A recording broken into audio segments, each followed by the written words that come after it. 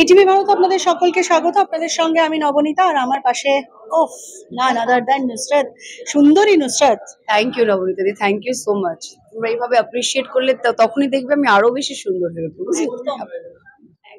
আজকে কিন্তু নতুন বছরের প্রথম দেখা তোমার সঙ্গে। নতুন বছর অনেকটা দিন কেটে গেছে একদম। বুঝতে পারিনি আমি অনেকটা দিন কোথাও, এখনো বছরের প্রথম দিকেই আছি আমরা মোস্টলি, লাইক মিড ফেব্রুয়ারিতে রয়েছে।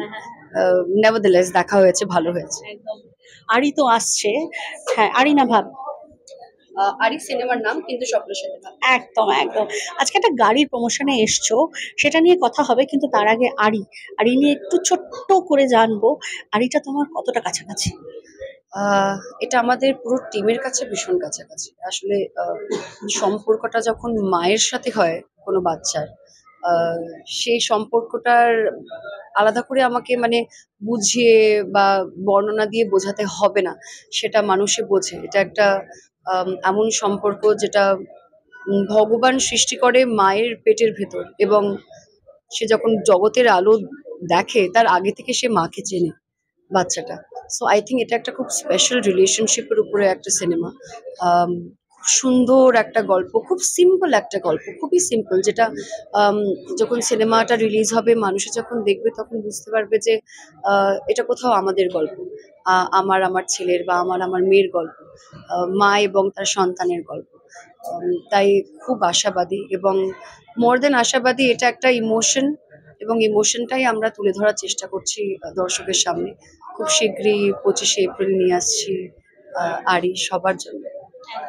মা হিসেবে নুসরাত কি চায়, মানে কিভাবে ছেলেকে দেখতে চায়? সব সময় হাসি খুশি, ভদ্র হোক, ভালো হোক, পড়াশোনাটা করুক, সবাইকে সম্মান দিয়ে চলুক, এবং যা যা ভালো কোয়ালিটিস, যেভাবে আমাদের মা বাবারা আমাদেরকে বড় করেছে, ভালো গুণ আমাদের ভেতরে তৈরি করেছে, ভালোভাবে মানুষ করেছে, ভালো শিক্ষা পেয়েছি, মানুষকে সম্মান করতে শিখেছি, জীবনে লড়তে শিখেছি, সে সমস্ত কিছু যেন বাচ্চারা পায়। সেটাই আমার মনে হয় প্রত্যেকটা বাবা মা চায়, যে তাদের বাচ্চারা ভালো থাকুক, সুখে থাকুক। আজকে যেহেতু একটা গাড়ির প্রমোশনে আসা, সেটা নিয়ে কথা একটু বলতেই হবে।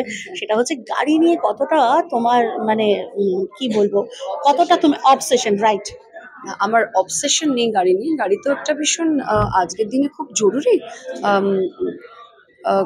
সেফস টাইম, যেটা বলে যে একটা কিন্তু গাড়ি যেহেতু রাস্তায় দেখবে এত বেশি বেড়ে গেছে আমাদের এখানে, তার জন্য পলিউশনও বেড়ে গেছে।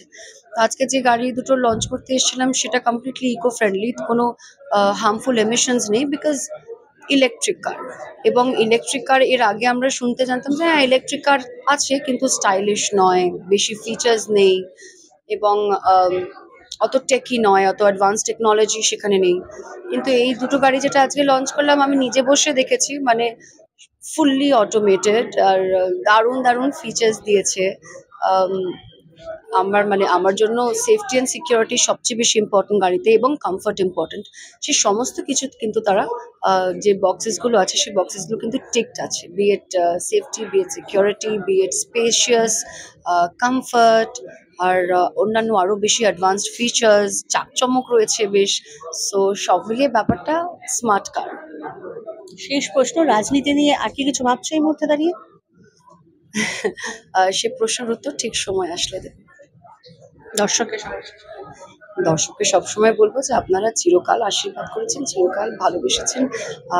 আপনাদের প্রতি আমরা, শুধু আমি নয়, আমাদের ইন্ডাস্ট্রির প্রত্যেকে যারা রয়েছে, আমরা সকলেই কিন্তু কৃতজ্ঞ। আপনারা এইভাবেই আমাদের পাশে থাকবেন, এইভাবেই আশীর্বাদ করবেন। Thank you so much, all the best, thank you so much. Camera Dhiman হালদারের সঙ্গে নবনীতা দত্তগুপ্ত, ইটিভি ভারত, কলকাতা।